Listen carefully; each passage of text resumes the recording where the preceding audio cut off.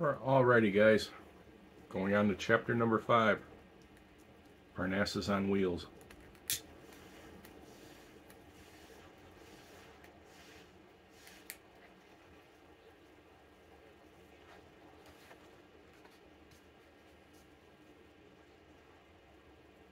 Chapter 5. I gazed in astonishment at the wizened little rogue. Here was a new side to the amiable idealist. Apparently there was a streak of fearless deviltry in him besides his gentle love of books. I'm bound to say that now for the first time I really admired him.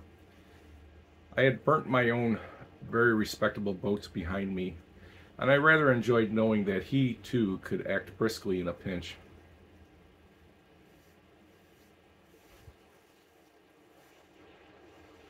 "Well," I said, "you're a cool hand.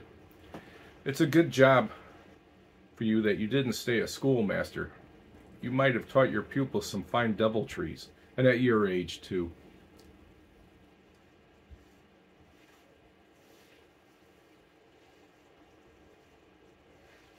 I'm afraid my raillery goes a little too far sometimes. He flushed a bit at my reference to his age and puffed sharply at his pipe. "I say," he rejoined, "how old do you think I am anyway?" "Only 41, by the bones of Byron. Henry VIII was only 41 when he married Anne Boleyn. There are many consolations in history for people over 40. Remember that when you get there." "Shakespeare wrote King Lear at 41, he added, more humorously, and then burst out laughing. "I'd like to edit a series of chloroform classics to include only books written at 40. Who was that doctor man who recommended anesthetics for us at that age? Now isn't that just a little medico? Nurse us through the diseases of childhood. As soon as we settle down into permanent good health and worldly wisdom and freedom from doctors' fees, why, he loses interest in us. Jove, I must note that down and bring it into my book." He pulled out a memorandum book and jotted down "Chloroform Classics" in a small, neat hand.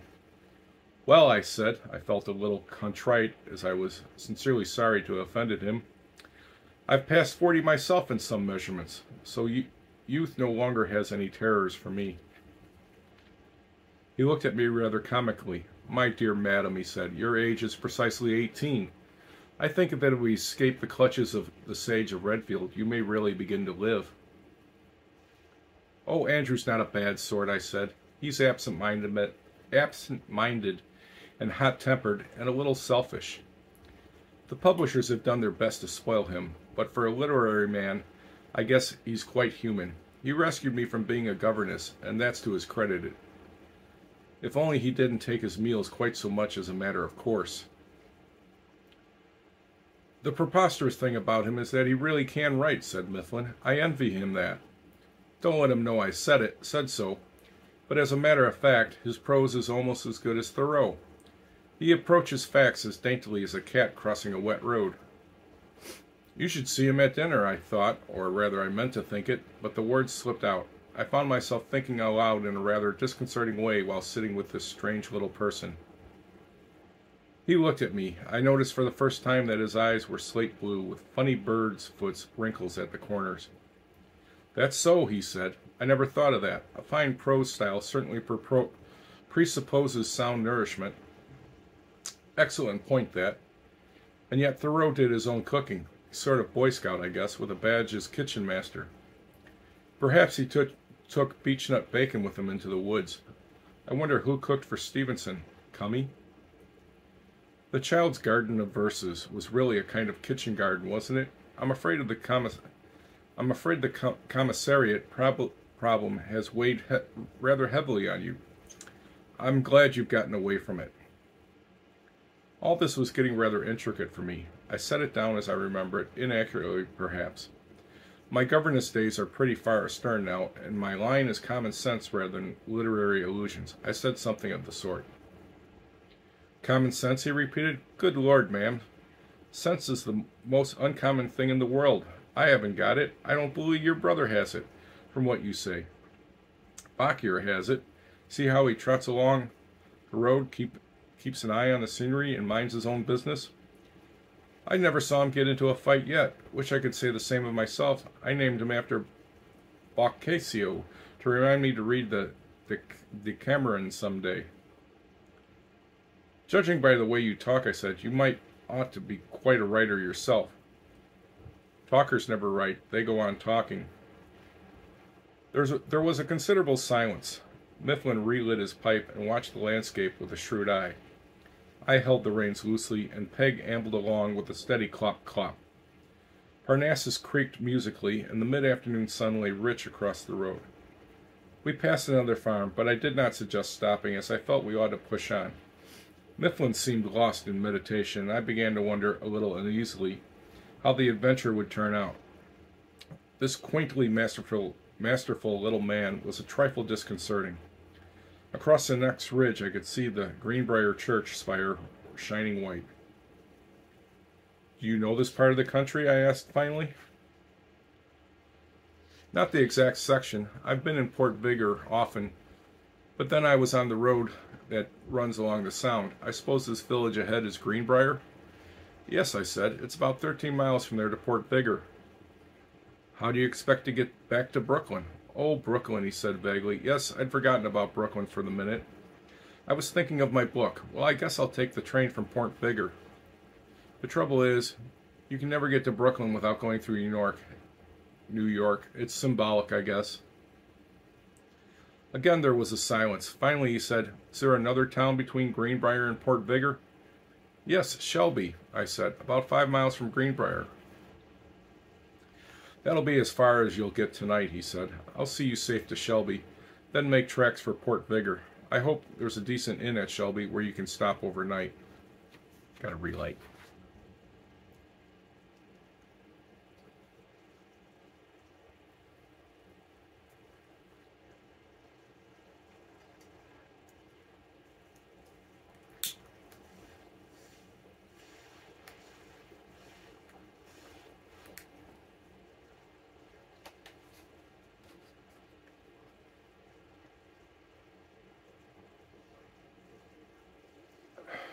I hope so too, but I wasn't going to let him see that with the waning afternoon, my enthusiasm was a little less robust.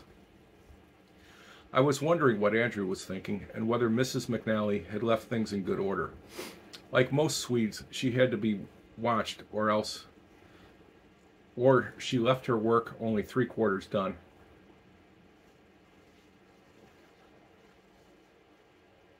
And I didn't depend any too much on her daughter Rosie to do the housework efficiently. I wondered what kind of meals Andrew would get, and probably he would go right on wearing his summer underclothes, although I had already reminded him about changing. Then there were the chickens. Well, the Rubicon was crossed now, and there was nothing to be done.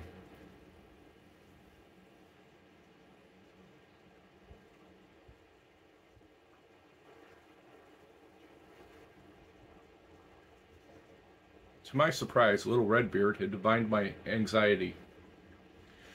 Now don't you worry about the sage, he said kindly. A man that draws his royalties isn't going to starve.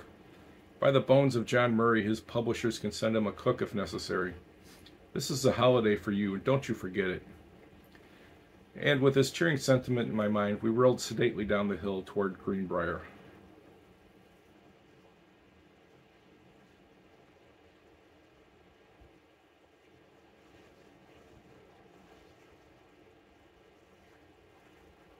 I am about as hardy as most folks, I think.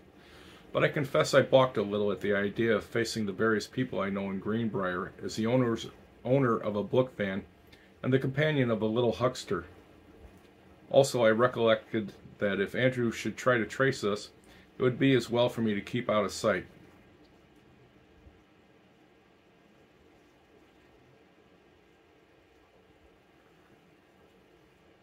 So after telling Mr. Mifflin how I felt about the matters, I dived into the Parnassus and laid down most comfortably on the bunk. Bach the terrier joined me, and I rested there in great comfort of mind and body as we ambled down the grade. The sun shone through the little skylight gilding a tin pan that hung over the cook stove.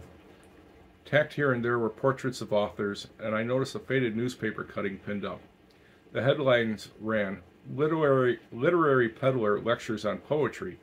I read it through. Apparently the professor, so I had begun to call him as the aptness of the nickname stuck in my mind, had given a lecture in Camden, New Jersey, where he had asserted that Tennyson was a greater poet than Walt Whitman, and the boosters of the Camden poet had enlivened the evening with missals.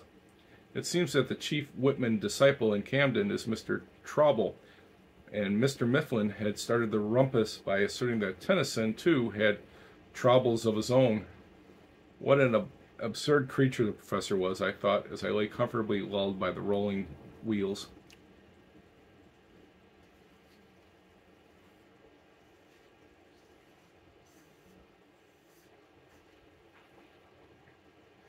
Greenbrier is a straggling little town built around a large common meadow. Mifflin's general plan in towns, he had told me, was to halt Parnassus in front of the principal store or hotel, and when a little throng had gathered, he would put up the flaps of the van, distribute his cards, and deliver a harangue on the value of good books. I lay concealed inside, but I gathered from the sounds that this was what was happening. We came to a stop. I heard a growing murmur of voices and laughter outside, and then the click of the raised sides of the wagon. I heard Mifflin's shrill, slightly nasal voice making facetious remarks as he passed out the cards. Evidently, Bach was quite accustomed to the routine, for though his tail wagged gently when the professor began to talk, he lay quite peaceably dozing at my feet. Time to relight.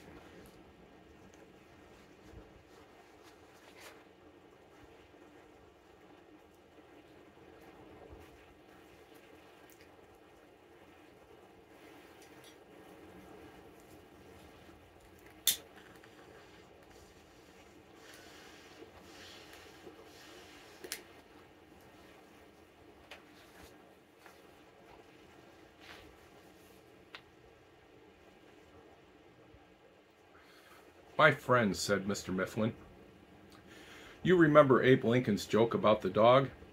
If you call a tail a leg, said Abe, how many legs has a dog? 5, you answer? No, says Abe, because calling a tail a leg doesn't make it a leg.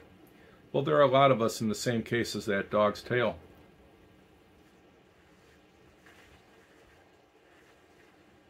Calling us men doesn't make us men. No creature on earth has a right to think himself a human being if he doesn't know at least one good book. The man that spends every evening chewing Piper Heidsieck's at the store is unworthy to catch the intimations of a benevolent creator. The man that's got a few good books on his shelf is making his wife happy, giving his children a square deal, and he's likely to be a better citizen himself. How about that, parson?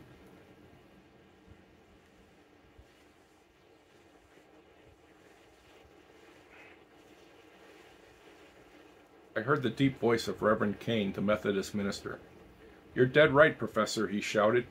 Tell us some more about books. I'm right with you.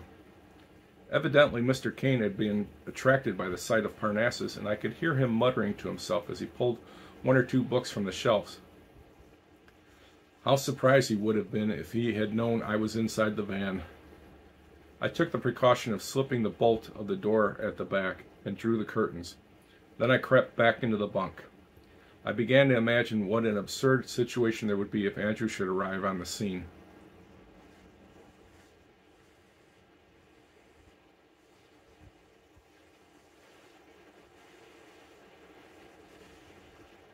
You're all used to hucksters and peddlers and fellows selling every kind of junk from brooms to bananas, said the professor's voice. But how often does anyone come around here to sell you books? You've got your town library, I dare say, but there are some books that folks ought to own. I've got 'em all here, from Bibles to cookbooks. They'll speak for themselves. Step up to the shelves, friends, and pick and choose.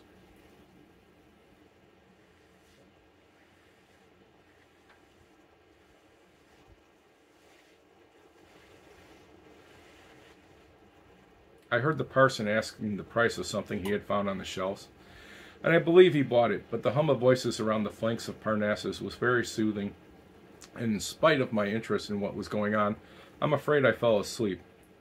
I must have been pretty tired. Anyway, I never felt the van start again. The professor says he looked in through the little window from the driver's seat and saw me sound asleep. And the next thing I knew, I woke up with a start to find myself rolling leisurely in the dark. Bach was still lying over my feet, and there was a faint musical clang from the bucket under the van, which struck against something now and then. The professor was sitting in front with a lighted lantern hanging from the peak of the van roof. He was humming some outlandish song to himself with a queer monotonous refrain. Shipwrecked was I off soft Perose, and right along the shore, and so I did resolve to roam the country to explore. Tommy Rip Foul Lol and a Ballum Tip, Tommy Rip Foul Lol ID, and so I did the resolve to roam the country for to see. I jumped out of the bunk, cracked my shin against something, and uttered a rousing halloo. Parnassus stopped, and the professor pushed back the sliding window behind the driver's seat. Heavens, I said. Father Time, what o'clock is it? Pretty near supper time, I reckon. You must have fallen asleep while I was taking money from the Philistines. I made nearly $3 for you. Let's pull up along the road and have a bite to eat. He guided Pegasus to one side of the road and then showed me how to light the swinging lamp that hung under the skylight. No use to light the stove on a lovely evening like this, he said. I'll collect some sticks and we can cook outside. You get out your basket of grub and I'll make a fire. He unhitched Pegasus, tied her to a tree, and gave her a nose bag of oats. Then he rooted along for some twigs and had a fire going in a jiffy. In 5 minutes I had bacon and scrambled eggs sizzling in a frying pan, and he had brought out a pail of water from the cooler underneath the bunk and was making tea. I never enjoyed a picnic so much. It was a perfect autumn evening, windless and frosty, with a dead black sky and tiny rim of new moon like a thumbnail paring. We had our eggs and bacon washed down with tea and condensed milk, and followed by bread and jam. The little fire burned blue and cozy, and we sat on each side of it while Bach scoured the pans and ate the crusts. This your own bread, Miss McGill, he asked. Yes, I said. I was calculating the other day that I've baked more than 400 loaves a year for the last 15 years. That's more than 6,000 loaves of bread. They can put that on my tombstone. The art of baking bread is as transcendent a mystery as the art of making sonnets, said Redbeard. And then your hot biscuits. They may be counted as shorter lyrics, I suppose. Triolets, perhaps. That makes quite an anthology, or doxology, if you prefer it. Yeast is yeast and west is west, I said, and that was quite surprised at my own was quite surprised at my own cleverness. I hadn't made a remark like that to Andrew in 5 years. I see you're acquainted with Kipling, he said. Oh yes, every governess is. Where and whom did you govern? I was in New York with the family of a wealthy stockbroker. There were 3 children. I used to take them walking in Central Park. Did you ever go to Brooklyn? He asked abruptly. Never, I replied. Ah, he said, that's just the trouble. New York is Babylon. Brooklyn is the true holy city. New York is the city of envy, office work, and hustle. Brooklyn is the region of homes and happiness. It is extraordinary. Poor, harassed New Yorkers presume to look down on low-lying, home-loving Brooklyn, when as a matter of fact it is the precious jewel their souls are thirsting for, and they never know it. Broadway thinks how symbolic the name is. Broad is the way that leadeth to destruction. But in Brooklyn the ways are narrow, and they lead to the heavenly city of content. Central Park, there you are, the center of things, hemmed in by walls of pride. Now how much better is Prospect Park, giving a fair view over the hills of humility. There is no hope for New Yorkers, for they glory in their skyscraping sins, but in Brooklyn there is wisdom of the lowly. So you think that if I had been a governess in Brooklyn, I should have been so contented that I would never have come with Andrew and compiled my anthology of 6,000 loaves of bread and the lesser lyrics? But the volatile professor had already soared to other points of view and was not to be thwarted by argument. Of course, Brooklyn is a dingy place, really, he admitted, but to me it symbolizes a state of mind, whereas New York is only a state of pocket. You see, I was a boy in Brooklyn. It still trails clouds of glory for me. When I get back there and start work on my book, I shall be as happy as Nebuchadnezzar when he left off grass and returned to tea and crumpets. Literature among the farmers, I'm going to call it, but that's a poor title. I'd like to read you some of my notes for it. I'm afraid I poorly concealed a yawn. As a matter of fact, I was sleepy and was growing chilly. Tell me first, I said, where in the world are we and what time is it? He pulled out a turnip watch. It's 9 o'clock, he said. We're about 2 miles from Shelby, I should reckon. Perhaps we'd better get along. They told me in Greenbrier that the Grand Central Hotel in Shelby is a good place to stop at. That's why I wasn't anxious to get there. It sounds so damned like New York. Need to relight.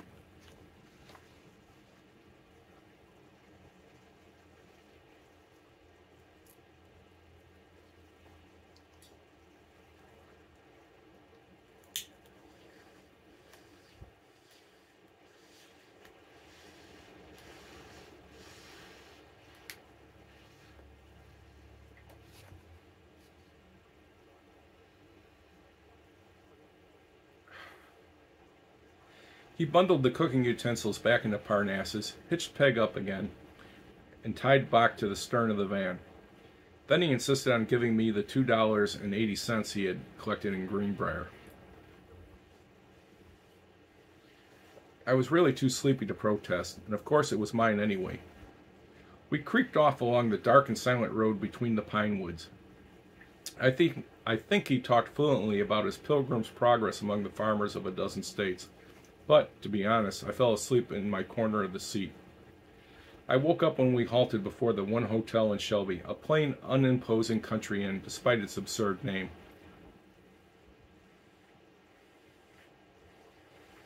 I left him to put Parnassus and the animals away for the night, while I engaged a room. Just as I got my key from the clerk, he came into the dingy lobby.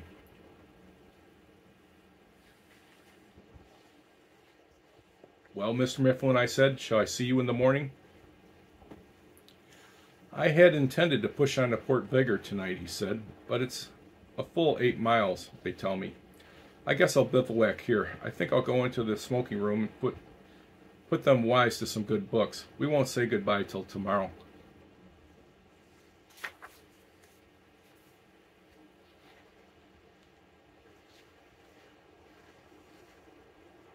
My room was pleasant and clean, fairly so. I took my suitcase up with me and had a hot bath. As I fell asleep, I heard a shrill voice ascending from below, punctuated with masculine laughter. The pilgrim was making more converts. End of chapter 5. I think I'll leave it off there. We won't start chapter 6.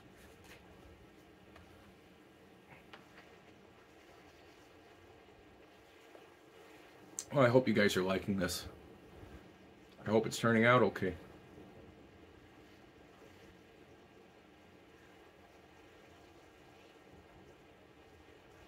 By the way, I'm smoking my man pipe from Manx Pipe Company, Aboriginal finish.